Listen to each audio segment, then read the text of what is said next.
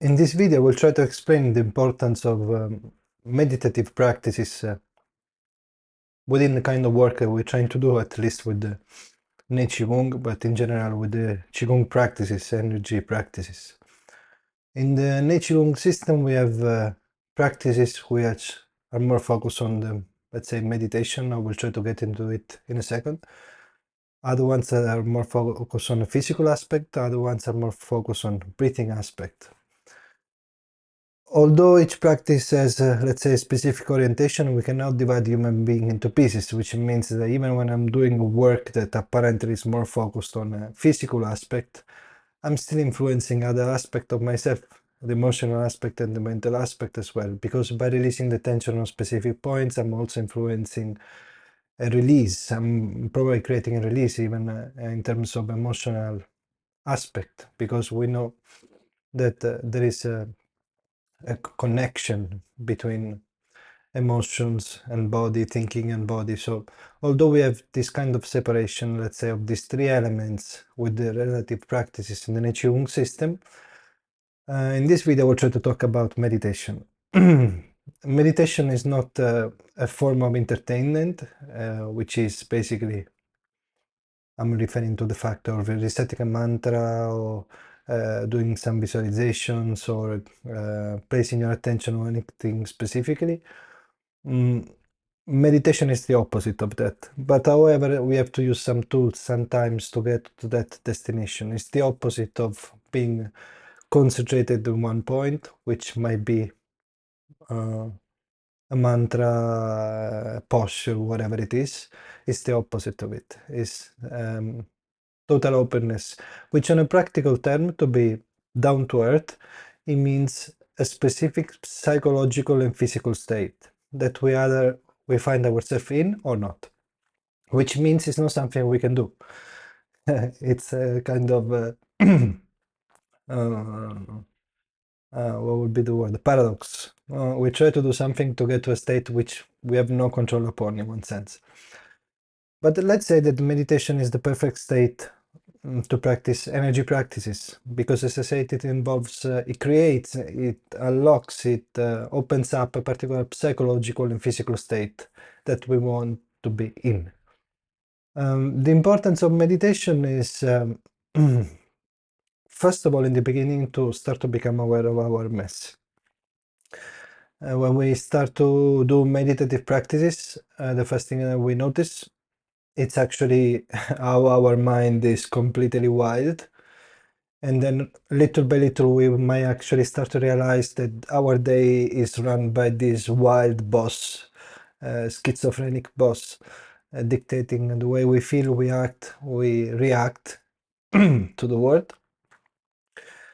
And hopefully, little by little, we start to take the leading position and realize that realize our mess. So we don't act on it, we just watch it. So this is the kind of first step that happens when we do meditation practices. I'm talking about the Nei Gong in particular, but in general, it works in this way. I'm talking more about the Nei Gong because there is an implication that I will address in a second, which is very important for the energy practice. So in the beginning, what we do is to realize how much we are messed up, which is not a pleasant thing to do. But if we are sincerely practicing Nei Gong, Qi Gong for self-development, it's very much necessary that we constantly do that. And I think it's an endless work as long as we are alive. So be prepared to accept yourself and as you are, and a great relaxation is going to open up with all the gifts that more relaxation can bring in our life. The second aspect that is particularly related to the energy practice is the fact that if we want to enter in contact with more subtle aspect of the vital energy, we have to be in a particular state, which we refer as meditation. It's a particular vibrational state, let's put it in this way, not just because I want to be mystical about it, but because it also has experiential similar components to this word vibrational, that it is necessary to tune ourselves up on that field, which otherwise will not be possible to perceive. So that's why it is important when we practice a system, we work on all these three levels: physical, emotional, and mental level. The one I'm referring at the moment is more connected with the mental aspect, which is also connected to clarity, intuition, not intuition by making up things, intuition when it's a certain knowing which is clear in that particular instant. So the importance of meditation for an energy practice is to open up,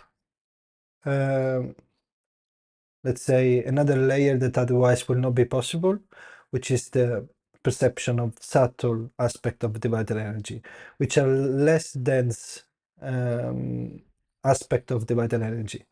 You might have seen another video maybe where I talk about this vital energy.